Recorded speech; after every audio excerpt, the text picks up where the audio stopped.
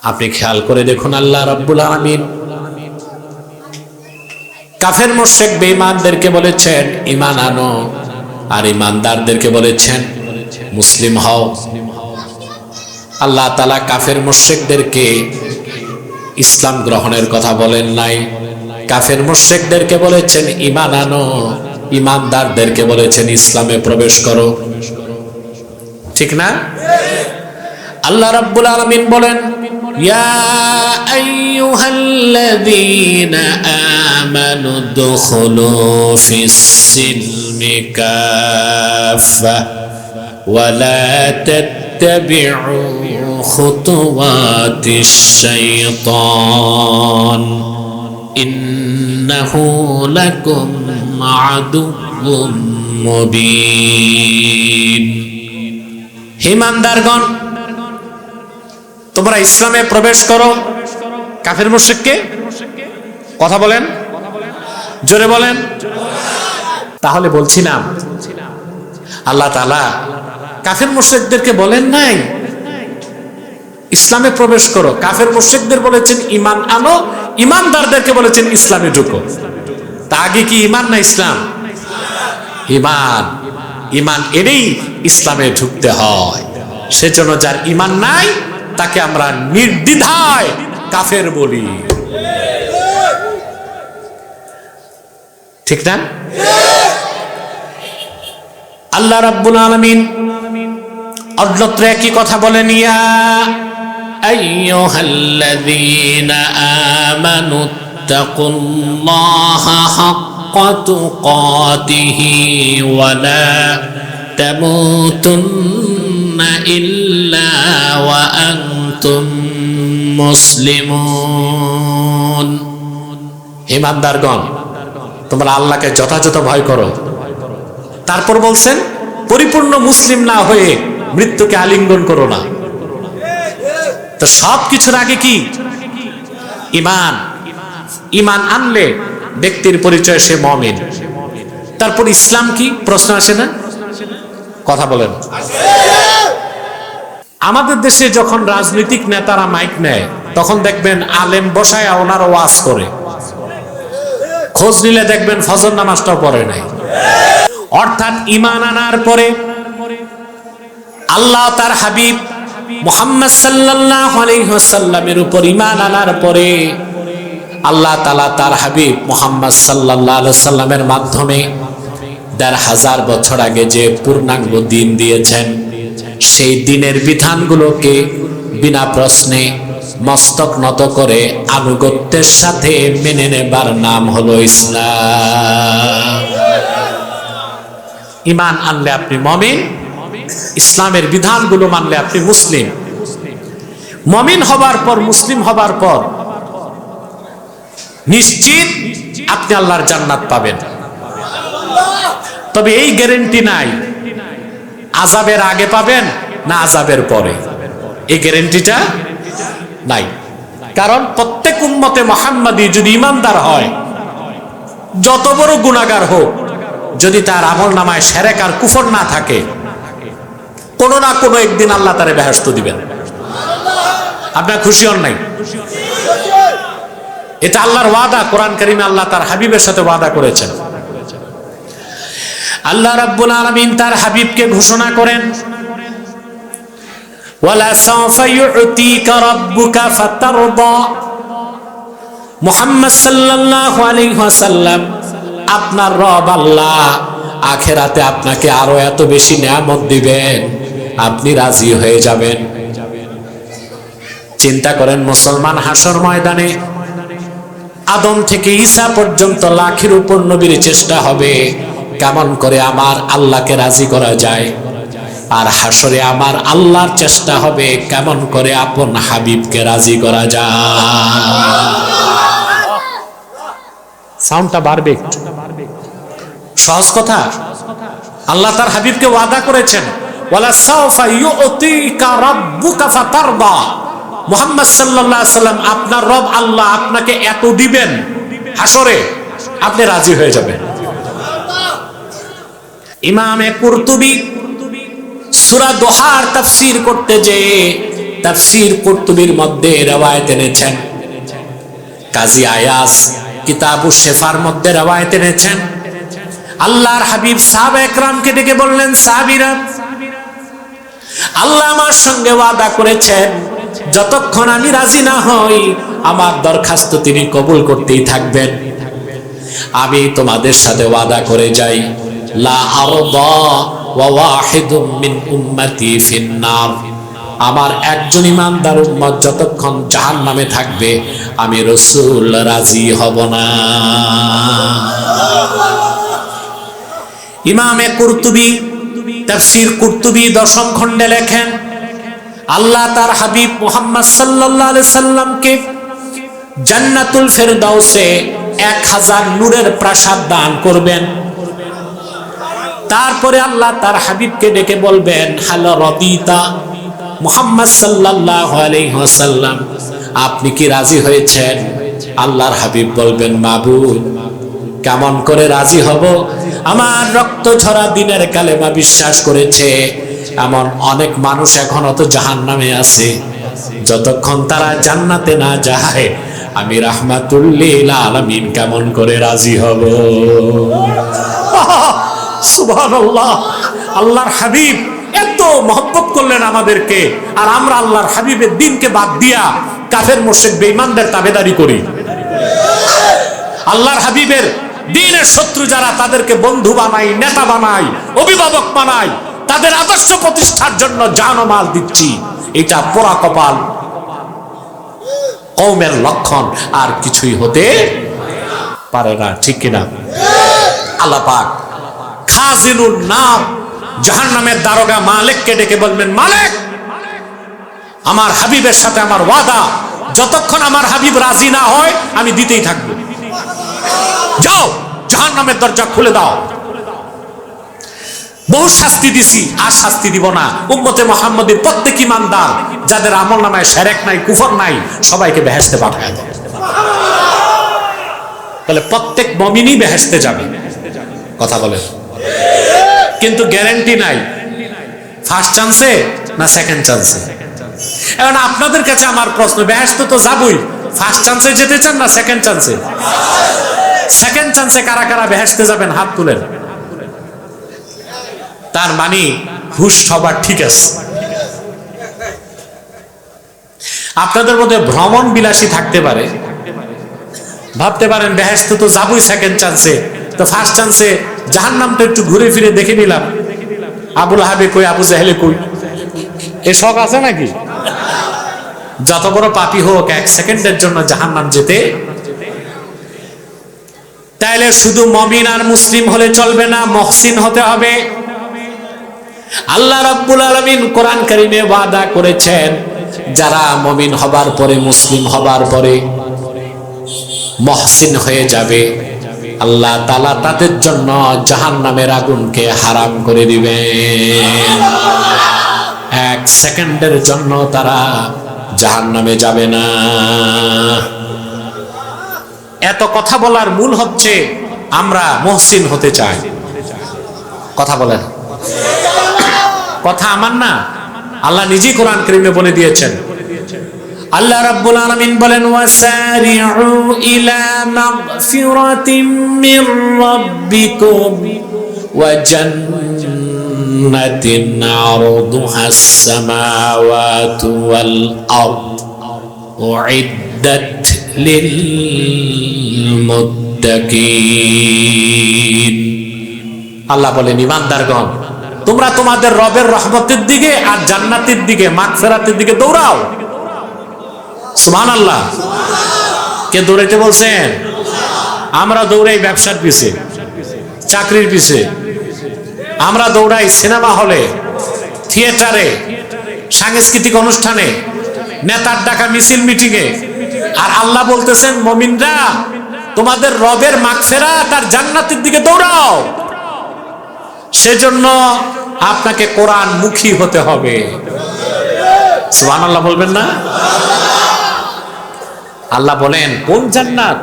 যে জান্নাতের প্রশস্ততা আকাশ ও জমিনের প্রশস্ততার সমান। আল্লাহ পাক বলেন, উইদ্দাত লিল মুত্তাকিন, এই বেহেশতটা বানানোই হয়েছে মুত্তাকিদের জন্য। সুবহানাল্লাহ বলবেন না?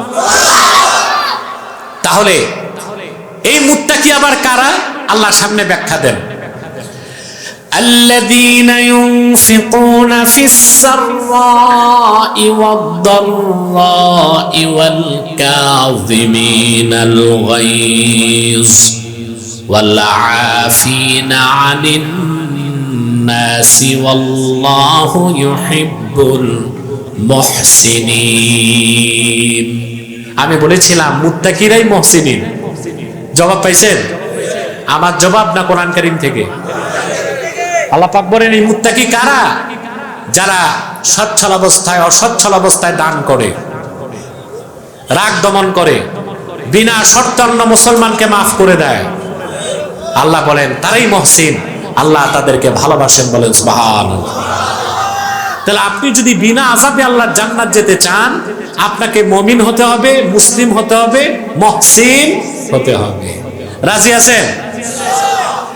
এখন ঈমান ছাড়া মুমিন হওয়া যায় না, ইসলাম ছাড়া মুসলিম হওয়া যায় না, তাকওয়া ছাড়া মুহসিন হওয়া যায় না।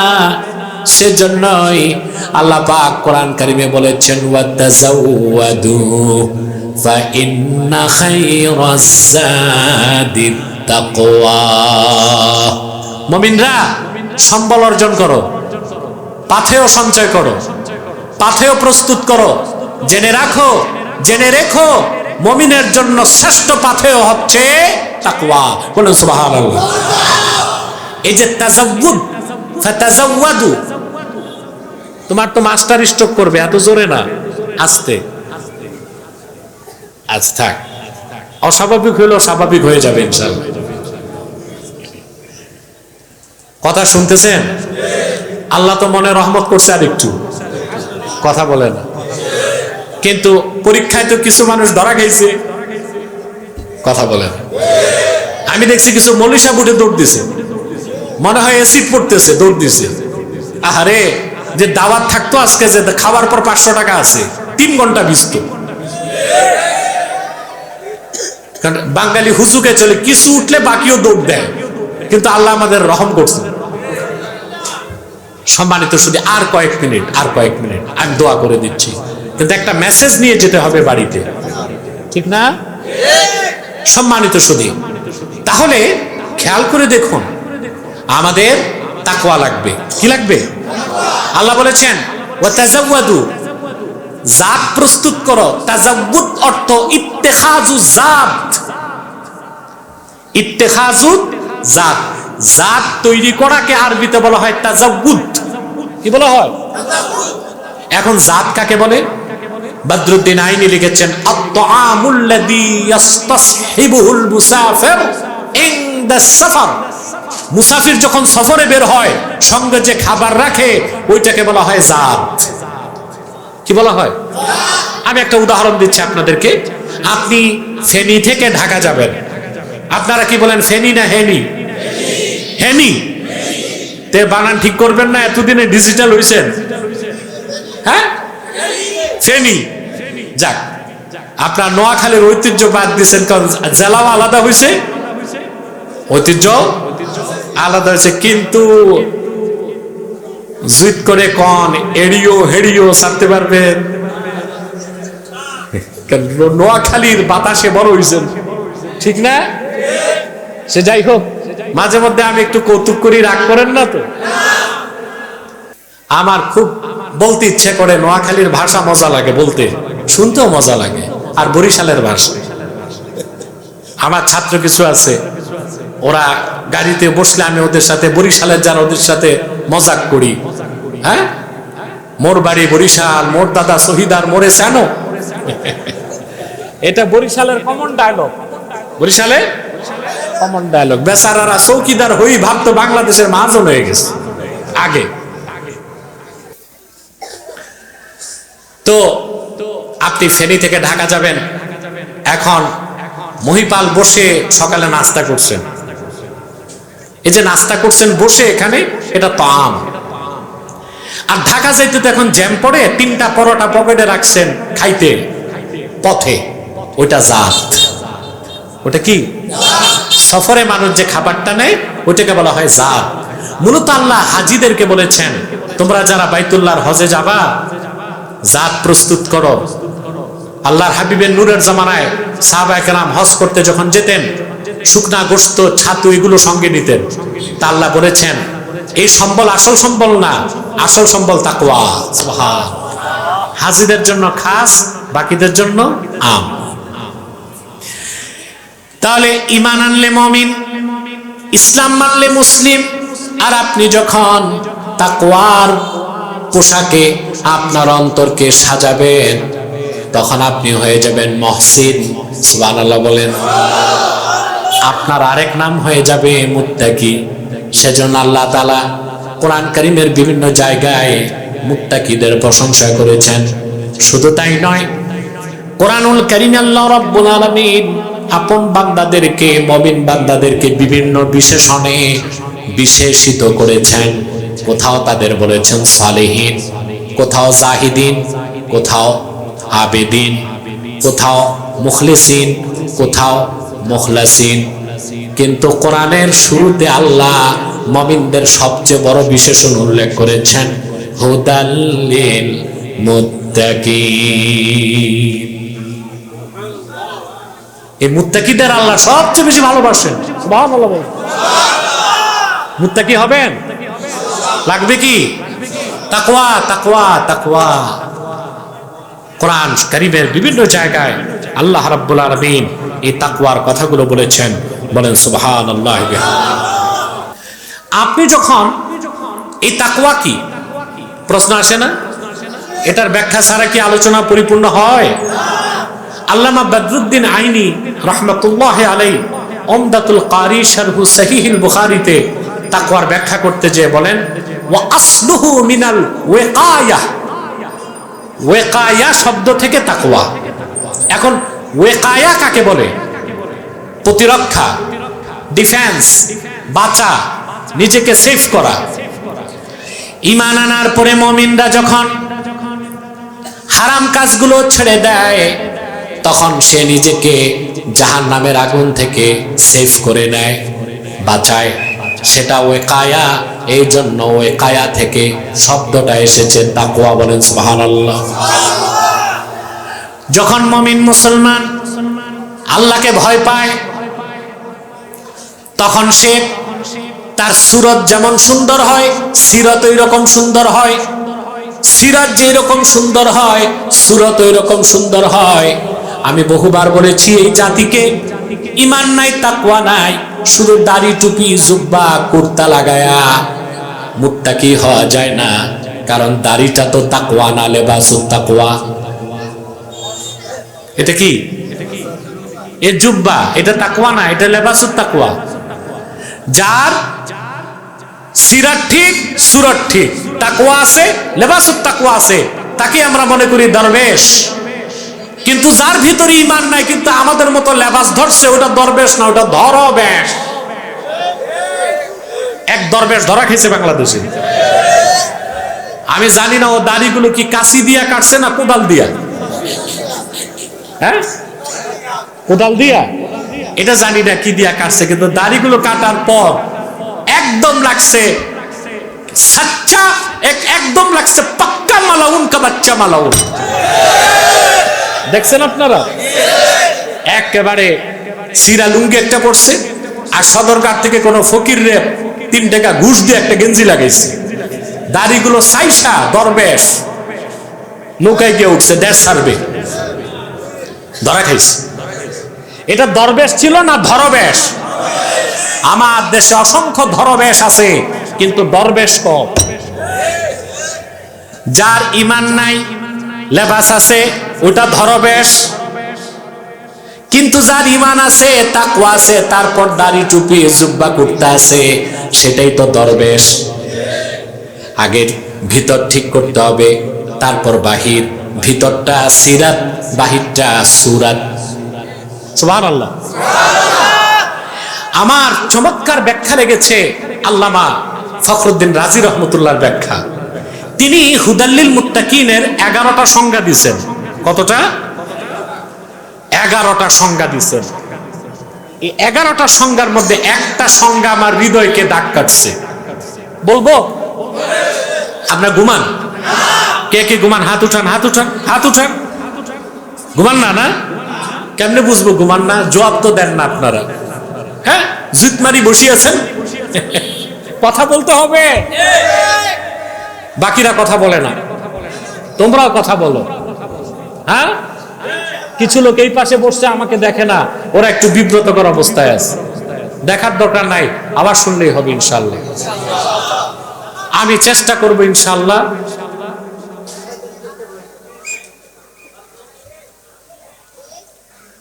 বাজারি বক্তাদের ওয়াজ শুনতে শুনতে আদব তবি সব গেছে।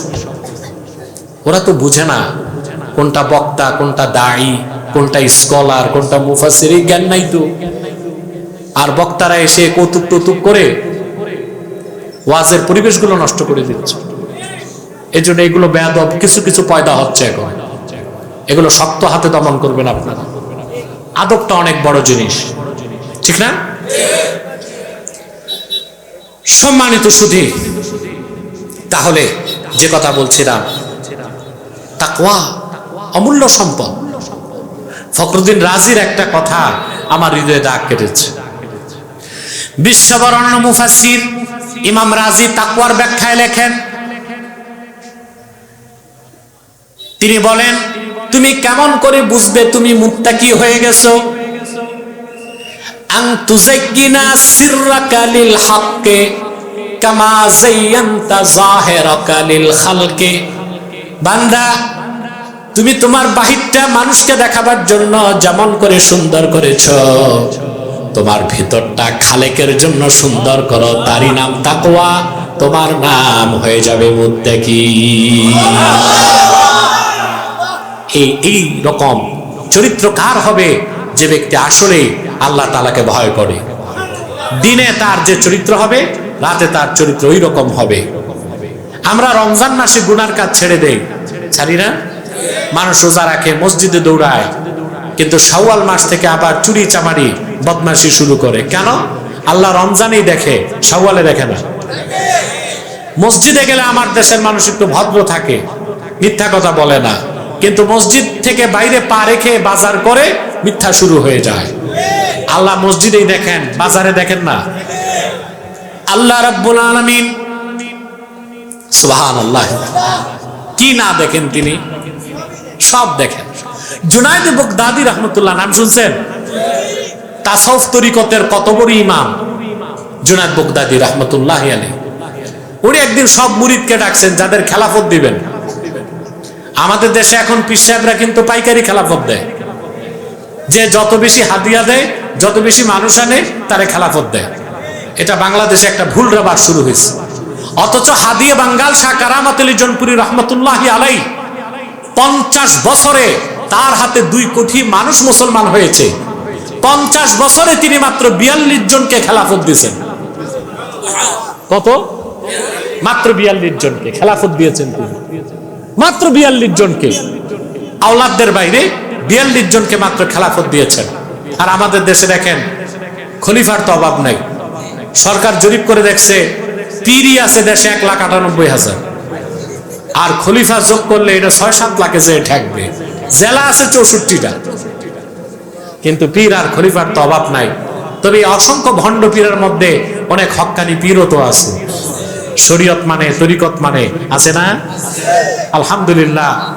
জনপুর, ফুরফুরা, তাদের উত্তরসূরিরা এখনো হকের উপর থেকে অধিকাংশ মানুষ পীরি মুরিদি করে যাচ্ছে, আলহামদুলিল্লাহ। এই যে আপনাদের দুধমুখা পীর সাহেব, ওনাদের পূর্বপুরুষ যাদের কাছ থেকে এই খেলাফত পেয়েছেন, আব্দুল হক মুহাজির মাক্কি রহমতুল্লাহ, তিনি কারামত আলী জনপুরি রহমতুল্লাহর একজন খলিফা ছিলেন। 42 জন খলিফার একজন, এবং বড় মাপের খলিফা ছিলেন। সুবহানাল্লাহ। তো কারামত আলী জনপুরি রহমতুল্লাহর হাতে 2 কোটি লোক মুসলমান হয়েছে। খেলাফত দিয়েছেন কতজনকে?